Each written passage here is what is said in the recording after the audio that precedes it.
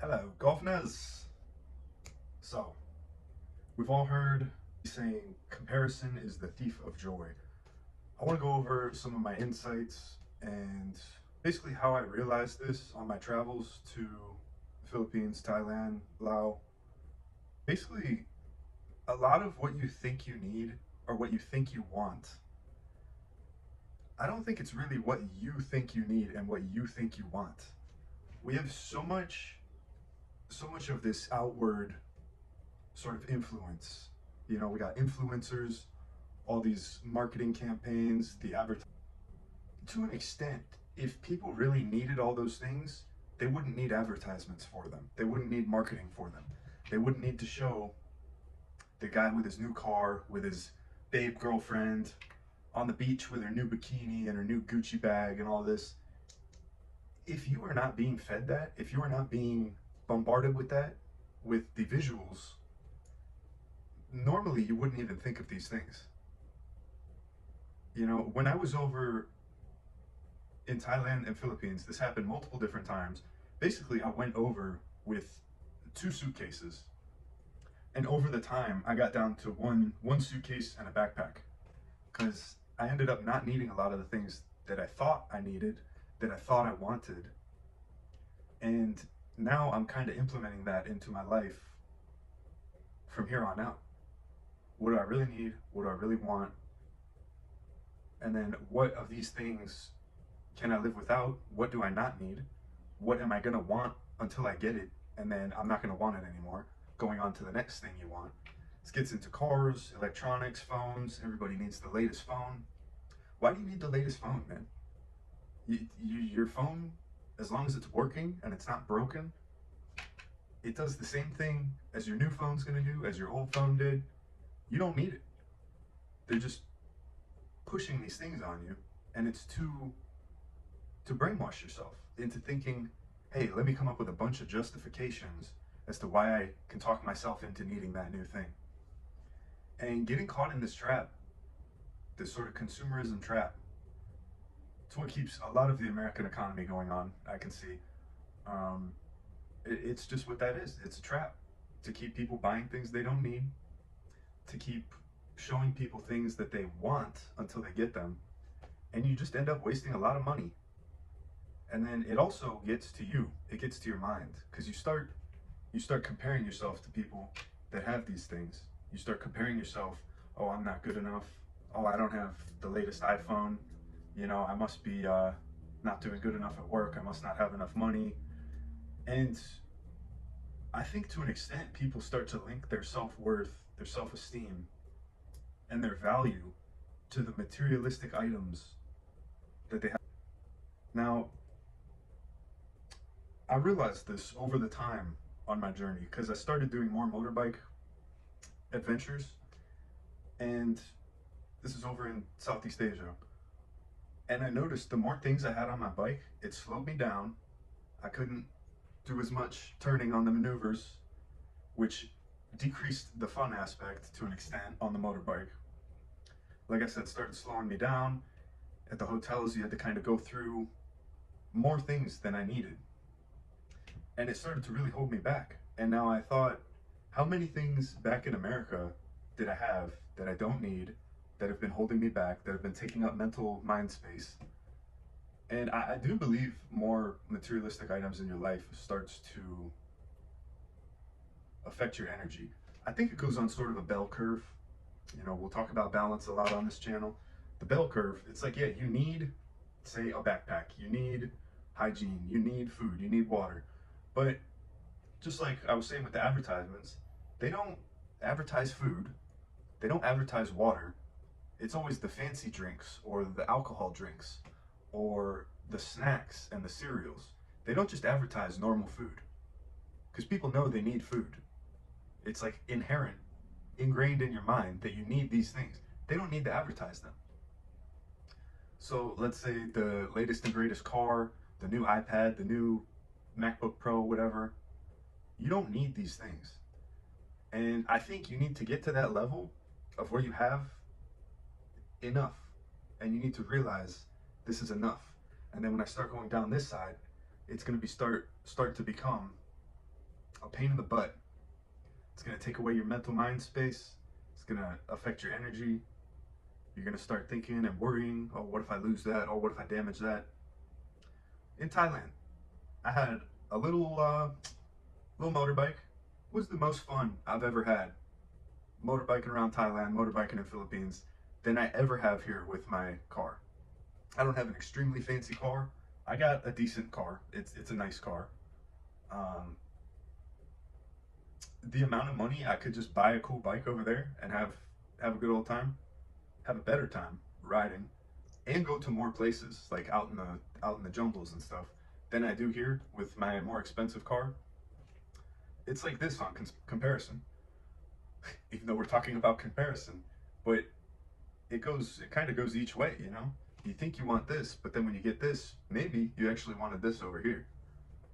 And we've done videos on this, how you don't really know what you want till you get it.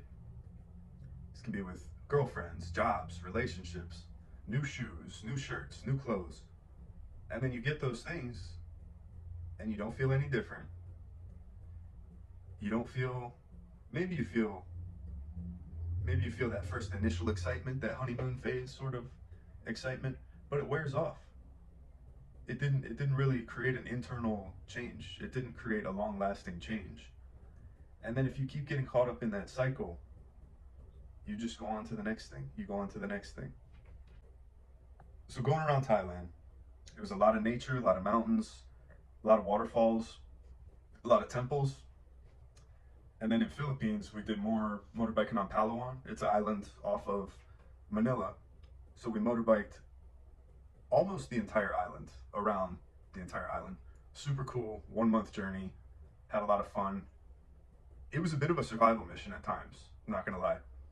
There was one town where none of the ATMs worked and I was out of money. I was with one of my lady friends, and just getting into the female aspect, what I noticed with her, she was an island girl. She wasn't born around all these Ferraris. She wasn't born around these fancy hotels and this and that. We had a better time just doing simple things, going to the beach, motorbiking through literally like a hurricane one time. Her mindset was totally cool because she was used to these things. These things were normal and they weren't these super stimuli, you know? I asked her a couple times, I'm like, yo, if you want to pull over, let me know. She's like, nah, just keep going. We're going through like hurricane rain. And she's totally cool, totally chill, not expecting a Ferrari, not expecting us to, oh, let's pull over and get a taxi, let's get our Range Rover or something. No, just totally cool, not comparing our situation to how better it could be. So this gets into living in the now. And in multiple areas in these environments, I just looked. I looked around in nature, I looked around at the waterfall, and I'm like, none of these things, I don't need fancy clothes. I don't need the latest iPhone. You know, I don't need all these extra things that the world and sort of, I guess, Western society, but it happens everywhere. I don't need the things that these advertisements are telling me I need. I'm out here in nature, having fun, the most peaceful experience, peaceful time I've ever had. And it's because all these expectations and all these things other people tell you you need to be happy, or that you see other people in these advertisements or in the real world, and you think, oh, he's got that car, he must be fulfilled, he must be really happy, man. And from my experience, first, I didn't need those things to find this, just this zen, this peace. And then a lot of these people going around with all these rich, you know, all these rich fancy things, all these new materialistic things, a lot of them deep down are not happy. Maybe they're not happier than you are. Maybe they're not as more fulfilled than you feel you are. And they might be caught up in the same thing. Like, oh, I got a Ferrari, but I don't have a Bentley. So they're comparing. They have a top of the line sports car, and some of these people are still not happy. Why do you think some of these people have 7 sports cars? Some of them are collectors, yeah, I get it. But you see average families where I'm at, they got 2, 3, 4 cars. Why Why do you need two, three, four cars? You don't. Maybe they're trying to, do the whole look good to the Joneses thing, comparing with the Joneses, competing with the Joneses. But going back to the values, I think a lot of people link their materialistic wealth to their inner happiness and their inner fulfillment. And in my opinion, when you do that, it doesn't ever work. I don't think you can ever get fully fulfilled. I don't think you can achieve full fulfillment or sort of full self-actualization when all you're doing is competing for the latest and greatest item. So the thing we said live in the now.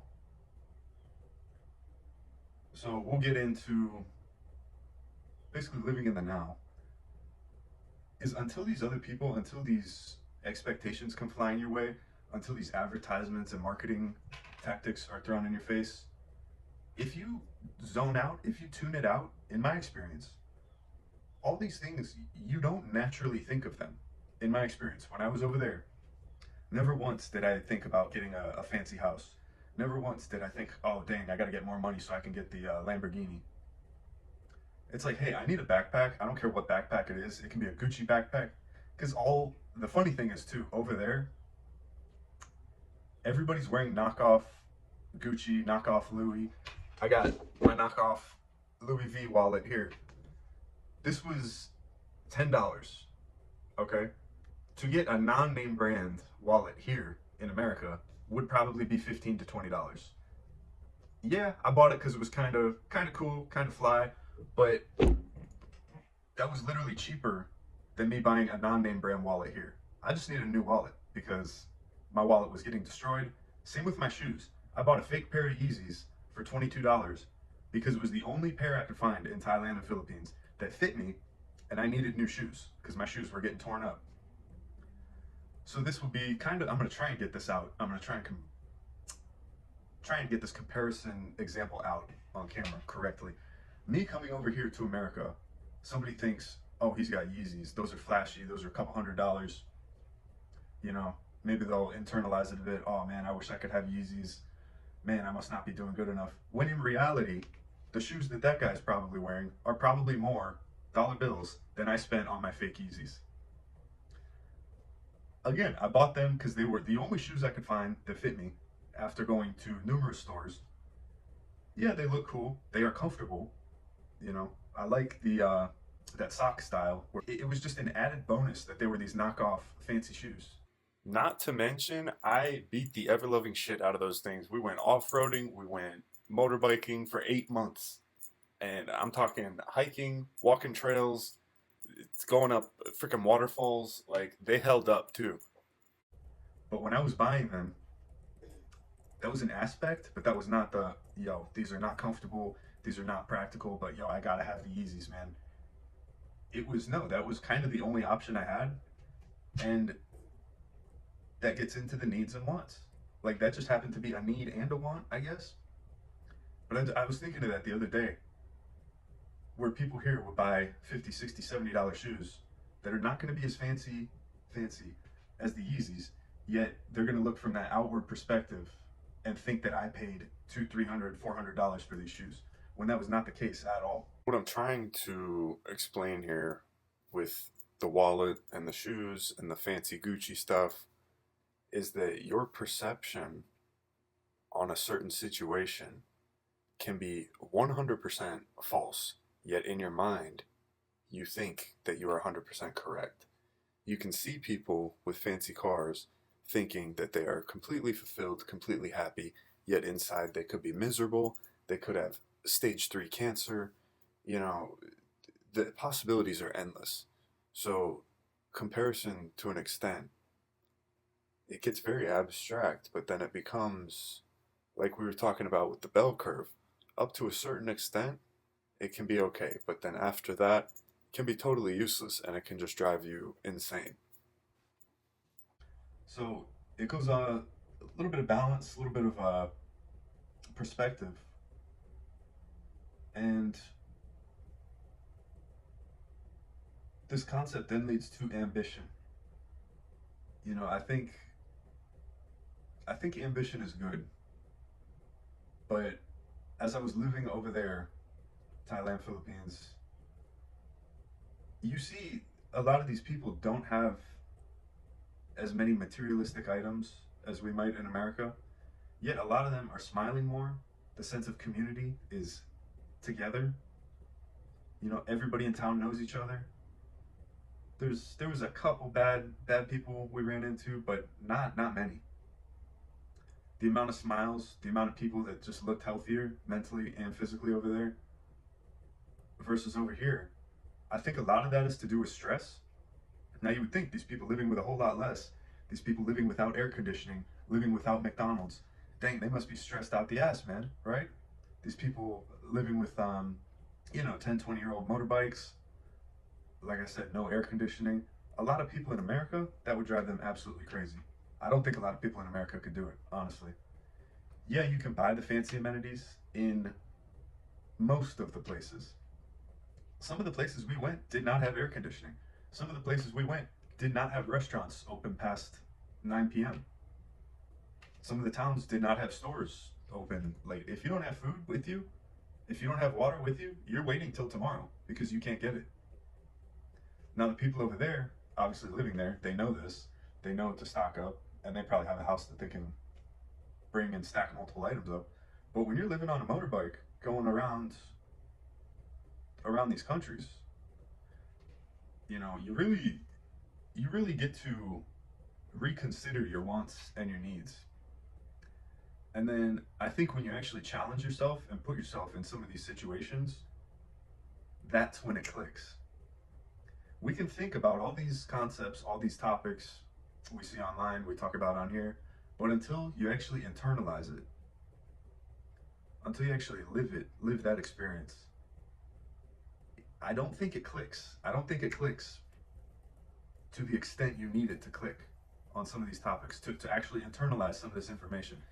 Part of that mission, part of that journey I went on was to challenge myself and to see if I could really do it. Can I travel alone? Can I make it, across Southeast Asia by myself?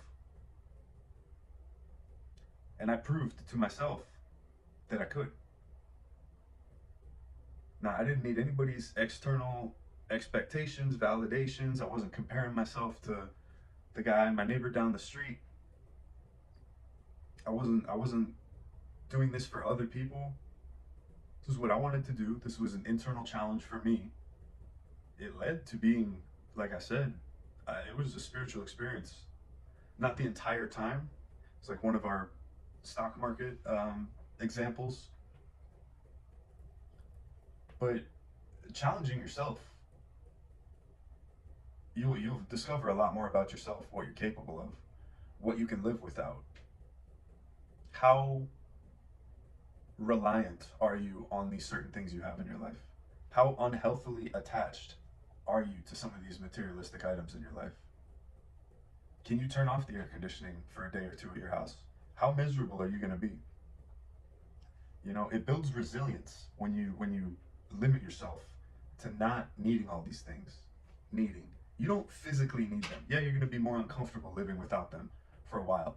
But one amazing thing about the human body is its ability to adapt. And I think a lot of people underestimate the power of that. So when we're living in an environment where everybody is adapting to the latest and greatest items, how comfortable can we be? How the latest headphones. Oh, I need that double bass, man. I need that better frequency music. And it's like, you don't need a lot of these things. Now we'll get back to the bell curve, where I do think if you were working on a new endeavor, a new career, new hobby, yeah, okay, you get into art, you're gonna need, paintbrushes, paints, this and that. You get up to that peak where you have everything you need, and then it just goes on talent and effort, time and energy. The latest and greatest brush that they make, the new paint they make, they've been painting for thousands of years, guys. You don't always need the latest and greatest item to become better at something.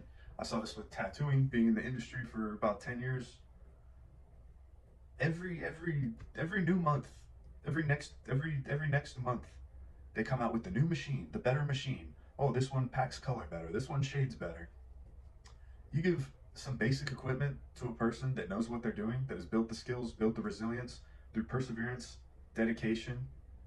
They will outsmoke any new sort of artist with less time and effort put into that, less talent to an extent, you know. But I think a lot of these companies push that the item will make you better. When no, it's you will make you better, not the item. The item is the easy way out. The item is the cop out. Oh, I need that to be better. I need that to get this much more talented. You don't. But now that you've mentally brainwashed yourself into thinking you need that thing to get better, that's going to affect you. So again, it goes back to materialism, linking it to self-worth.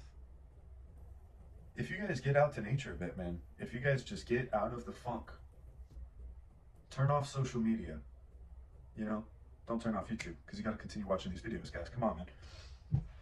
But even with the social media, watch what content you're watching.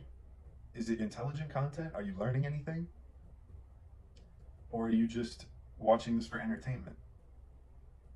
The latest cat videos, you know, oh, the biggest and greatest, latest Mr. Beast challenge. Is that going to make you better? Is that going to make you smarter? Probably not. And gets into the social media. So when you compare yourself to your environment, you see around you, like I can see the cars that my neighbors have. I can see their apartments. We kind of all got the same apartment, so we're all on the same level there. Then you go comparing cars. It's like, oh, he's got a pretty nice car. That car's not too nice. Oh, this guy's got one of these guys has a Corvette, one of the new ones.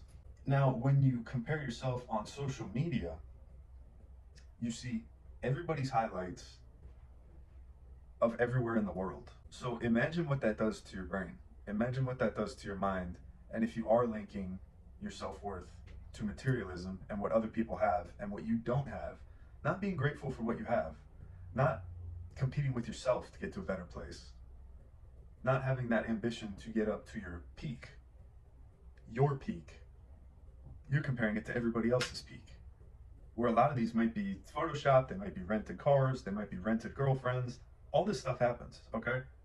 All of this stuff happens. I'm not saying everybody on social media is a fraud, but there's enough videos out there proving that, you know, a lot of these houses are rented. These millionaire guys, they're renting houses. That could be good or bad depending on your financial outlook on life. But the more you compare yourself with other people, what they have to what you don't have, you'll never be happy. When I was out there in Thailand and Philippines, just riding in nature, just riding by myself, didn't care what clothes I was wearing, didn't care, my beard was getting a little scruffy at times. I didn't need the car, I didn't need the fancy backpack. I just went to a market, picked out the backpack. I think it was $12, my backpack. That backpack was more practical, more useful, more pockets and such than, you know, the fancy Adidas bag. I actually didn't pay for that. A friend gave it to me back in nursing school. But I'm sure that thing probably costs 30, 40, 50 bucks maybe. It's like getting caught up on these name brands. What I was going to say on the name brand thing is over there, everybody knows name brands are fake. So everybody is wearing name brands in some of these countries. And it's kind of funny to an extent. It becomes like kind of a meme where you'll just see average people living their life, hanging out, wearing like full Gucci, full Louis, and nobody's like, oh, that guy's got Gucci, that guy's got Louis. Nobody cares because we all know it's fake. And it's funny to an extent how crazy people will go over here for these name brand things, and over there, like I showed you that wallet, I can buy that for $10, where over here it's probably 500 bucks. Yeah, that one's fake, this one's real. At the end of the day, who cares? It's a wallet, it does the same thing.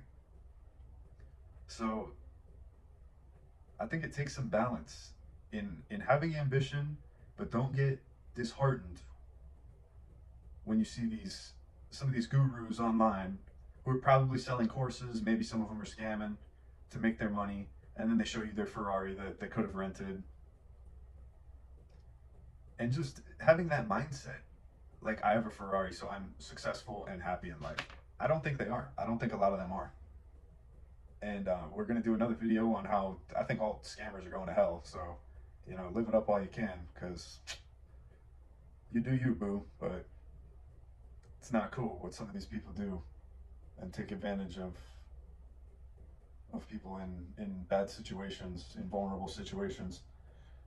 But yeah, man, just when you do compare yourself, just I suggest, like we say, take a step back, take a chill pill, and realize maybe you have enough. Maybe you have everything you need to start that new project you're trying to do.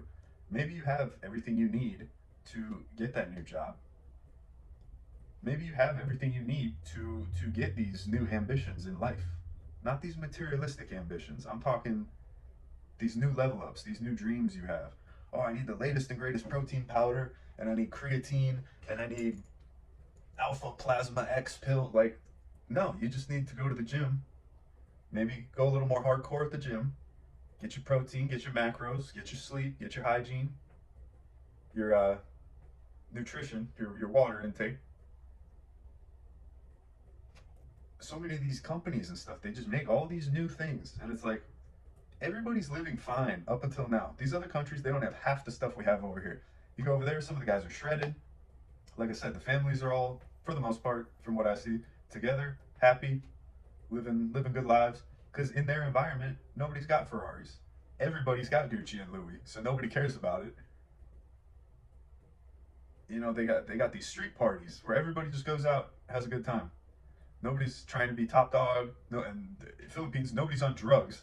So these parties, yeah, people are drunk, but not everybody's doped up on whatever substance they're making this week. And it's just a simpler way of life, man. We just get so thrown into these what we need. Oh, you're not going to be happy without this in society these days. When it's like if you just take a step back, take a chill pill, maybe you'll see everything's all right. All right, man.